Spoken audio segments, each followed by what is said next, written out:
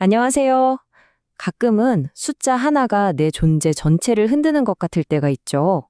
네, 바로 성적 이야기입니다. 오늘은요, 이 숫자가 어떻게 우리의 가치가 되어버렸는지, 그리고 그 너머에서 진짜 나를 발견하는 법은 뭔지 함께 이야기 나눠보려고 해요. 시험 점수는 곧 미래고, 가능성이고, 인간의 등급처럼 취급된다. 이 말 정말 뼈아프게 와닿지 않나요?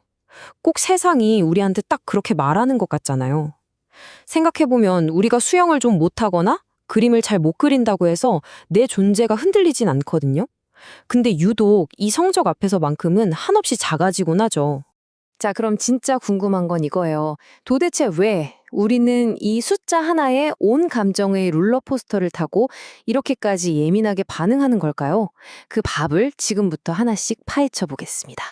그 첫 번째 실마리는 바로 우리가 살고 있는 이 사회 구조에서 찾을 수 있어요. 우리를 끊임없이 줄 세우고 또 분류하는 일종의 분류 장치 같은 사회 말이죠.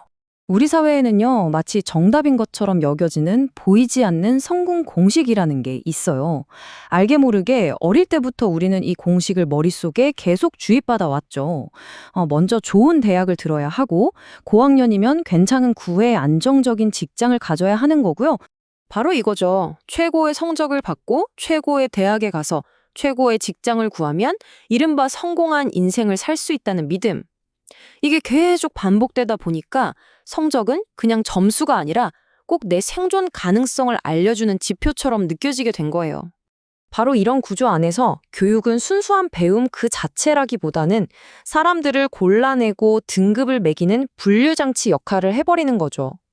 대학은 그냥 교육기관이 아니라 사회로 들어가는 어떤 거대한 관문이 되어버린 거고요. 이런 바깥의 시스템은 결국 우리 내면에, 그러니까 우리의 자존감에 정말 깊은 영향을 주거든요.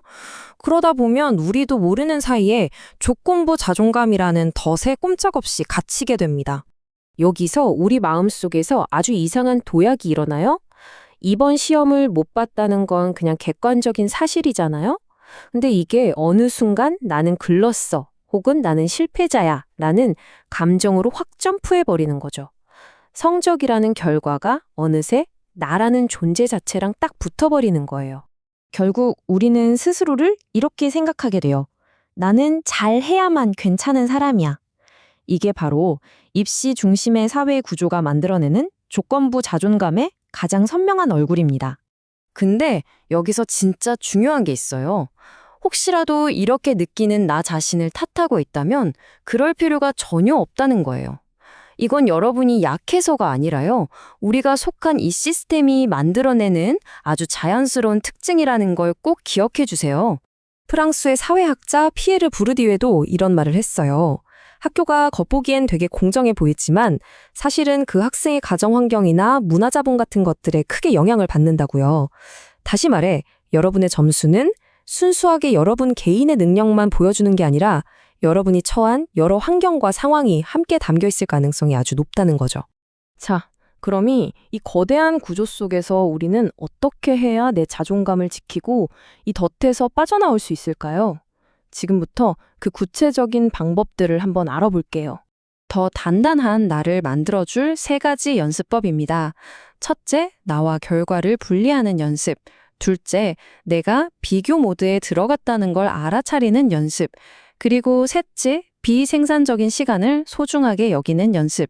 하나씩 좀 더 자세히 들여다볼까요? 첫 번째 연습은 우리가 쓰는 언어를 살짝 바꿔보는 거예요. 나는 왜 이 모양이지?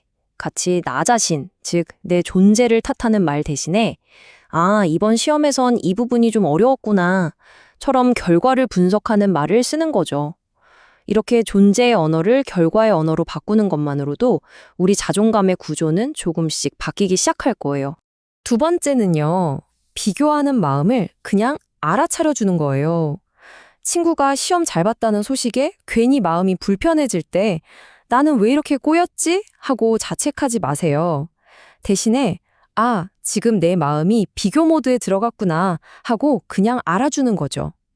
비교를 억지로 안 하려고 애쓰는 것보다 이렇게 알아차려주는 것만으로도 내 자존감을 지킬 수 있습니다.